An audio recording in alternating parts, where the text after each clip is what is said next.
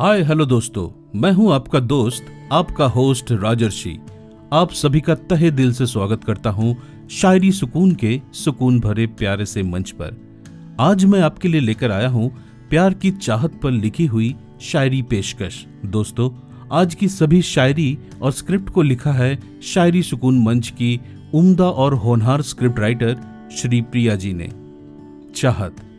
छोटे बच्चे से लेकर बुजुर्गों तक ये चाहत सबको सताती है, लेकिन उम्र के हिसाब से सबकी चाहत अलग अलग होती है।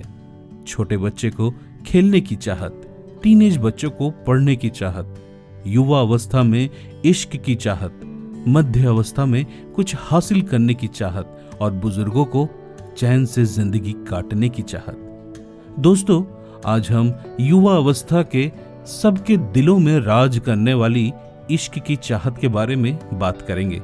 तो चलिए आगे बढ़ते हैं आज के प्यार भरे चाहत की शायरी से इश्क लड़ाने।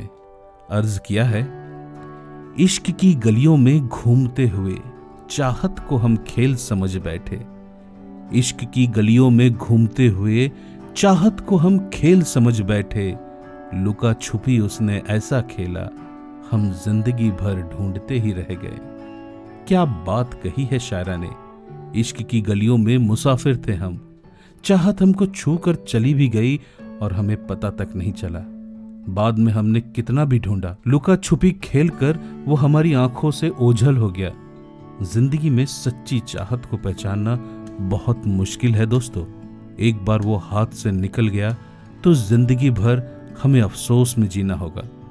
अपने सच्चे चाहत को पहचानिए और जिंदगी को खुशियों से भर लीजिए। याद रखिए, मौका बार बार दस्तक नहीं देता। चलिए आगे बढ़ते हैं आज की अगली पेशकश की तरफ। अर्ज किया है, चाहत इतनी प्यारी होगी दिल ने हमारा समझा नहीं। चाहत इतनी प्यारी होगी दिल ने हमारा समझा नहीं। हर वक्त यही सोचते रह गए, कसूर हमारा तो कुछ भी नहीं। सच में दोस्तों, हम इंसानों की यही कमजोरी है कि हम अपना कसूर कभी मानते नहीं। दूसरों को हमेशा दोषी ठहराने में अव्वल रहते हैं, पर खुद की गलती माननी हो तो हमारा अहंकार हमेशा जीत जाता है। हम खुद को हमेशा सही साबित करने की ही सोचते हैं। अब शायरा भी यही कह रही है कि चाहत की अहमियत को समझो।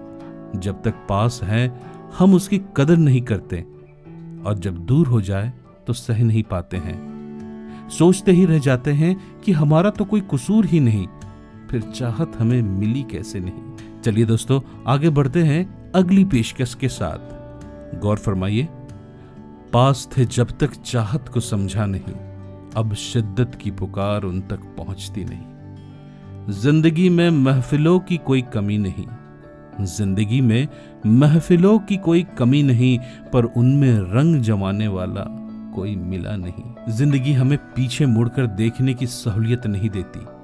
बीत गया जो पल वो वापस नहीं आता।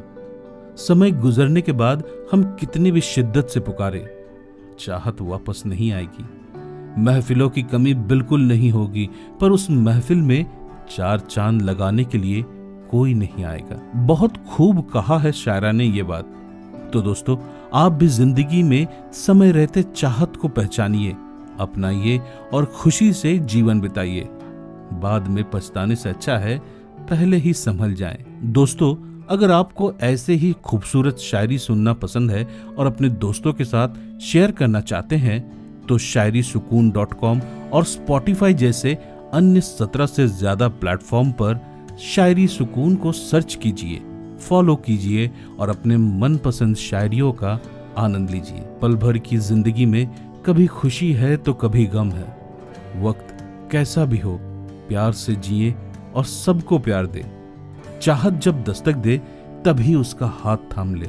क्या पता बाद में वक्त और मौका दोनों मिले ना मिले। तो दोस्तों, अब मुझे दीजिए इजाजत, आपसे फिर मुलाकात होगी ऐसे ही किसी खास शायरी पेशकश के साथ।